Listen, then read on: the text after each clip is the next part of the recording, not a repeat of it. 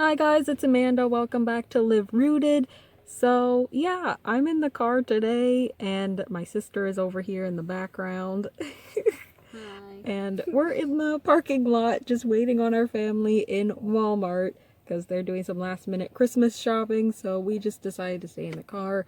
It's cold and raining and I really don't want to go outside. But anyway, this video is going to be about 17 red flags to look out for when you might be dating a guy or thinking of dating a guy or stuff like that. So let's jump into the first tip. So the first tip is if he cares too excessively about his physical appearance. This should be a really big red flag because if he's trying to be more beautiful than you, that's questionable. Number 2, he believes he can get any girl that he talks to. Shows that he's very self-centered, very self-absorbed, and that's a definite no-no. 3, he wants women to lust after him, whether that's by the career he does, the hobby he has, or the car he has, anything like that. He wants women to lust after him.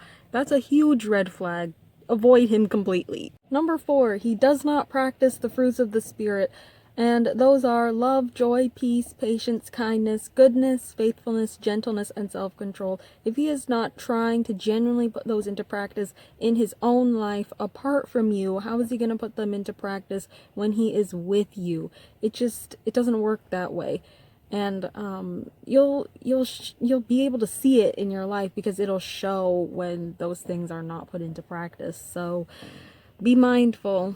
Number 5, he doesn't pray and he doesn't read the Bible. So how's he going to have a relationship with God that is active and growing if he doesn't pray and he doesn't read the Bible? There's just no humanly way possible for that to happen. So, especially if you're looking for a godly Christian man of God and he doesn't do those things, there's no way that he can have a relationship with God. So take that as a red flag. Number 6, I ran out of fingers. He doesn't respect his parents and he doesn't respect your parents. So it can show when a guy doesn't respect his parents. He doesn't respect the authority above him. Number 7, physical abuse. It doesn't matter if it's playful or jokingly. He'll just punch you in the arm or slap you or pinch you or something like that. It doesn't matter if he's going to playfully punch you and slap you and hit you and as a joke or something like that. He's going to take it into the serious times and the serious matters, and maybe when you all are having a disagreement or something of that matter, he's going to take that playful punching and hitting into that serious matter, and then it's not going to be just a playful punch or a playful hit or a playful slap. It's not going to be like that anymore. It's going to be out of spite, and so you don't want to lower that standard of how you all treat each other physically. Number 8, he can't do anything for himself. Like, he can't do his own laundry, he can't fold his own clothes, he can't cook a meal for himself on his own if he needs to. Just basic things that adults need to know how to do. He just can't do for himself. That means he's expecting all of that from you, and that's not okay. He's gonna just fly under the radar and be lazy for his entire life and expect somebody else to swoop in and save the day in that way. That's not okay. So I say take all that as a red flag, and yeah. 9, he's not personable or courteous with you or others. So watch how he treats other people, whether that be a waiter at a restaurant or like a cashier at the grocery store or something like that. His family members, etc., his friends, watch how he treats them, and if he's not personable or courteous with them, or just people in passing, just random strangers, and he's not personable and courteous, instead he's like rude and spiteful when there's no reason to be, just be watchful. 10, he curses or does not speak eloquently. He has dirty speech or just uses dirty words and it just slides off his tongue like nobody's business. That is a sign of what is inside his heart and what he believes. So you need to be mindful of that and don't let Don't allow somebody that you want to be in a romantic relationship with to have that sort of speech. And I know you can't control him, but I would say if you want to be in a God-fearing relationship, speech is very important. So don't take those things such as cursing and dirty speech lightly. 11. He's too obsessed with football, video games, any sort of thing like that to where it takes number one place in his heart and in his life, and it's the thing that he worships. Basically idolatry. If a guy idolizes something to the point of where it takes number one in his life and it's not God, it's not Jesus, you need to realize who he is following, and it's not God, it's not Jesus, it's that video game or that sports team or whatever. That's what has taken number one place in his life. And so how's he going to be able to love you well if number one is not God or Jesus? 12. Look at who his close friends are. A person's close friends are a direct reflection of who they are, who they want to be, and where they are headed.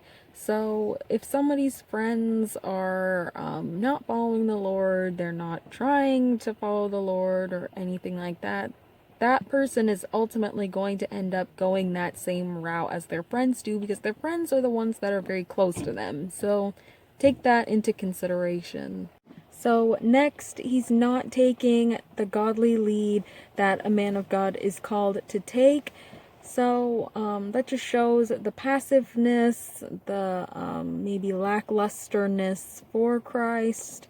And you don't want that as a Christian woman being married to a man who claims to be a man of God, but yet his actions say otherwise, and he is not on fire for God. You don't want that kind of a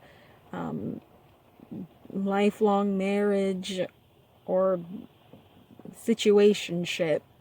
So, yeah. Next, he doesn't go to church on Sunday.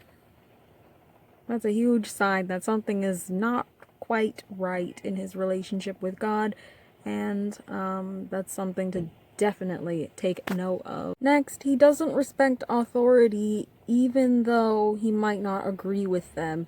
So, how would he be able to respect God's authority when God is the ultimate authority in heaven and on earth? How would he be able to respect God's authority if he cannot respect the earthly authority, even though he may not agree with them?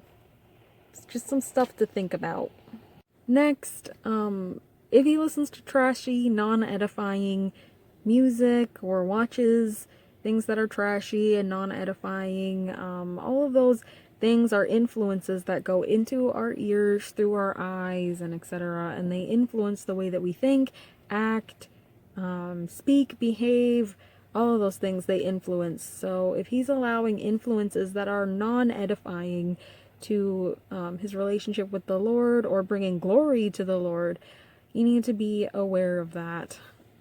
And lastly, do his actions line up with his words? So is he saying one thing and doing another, or is he saying one thing and then is actually acting on what he has said? It's not something to take lightly when actions don't line up with words. So, yeah. So I hope you guys enjoyed this video. It was from a very different location in the car as I wait on my family inside of Walmart. But you know, we made do and we're here at the end of this video. And yeah, I hope you guys were able to find some new tips or maybe something useful in this video today. But yeah, I hope you guys have a very Merry Christmas, or if you don't celebrate Christmas, a nice holiday and things like that. And I will see you guys in my next video. Bye!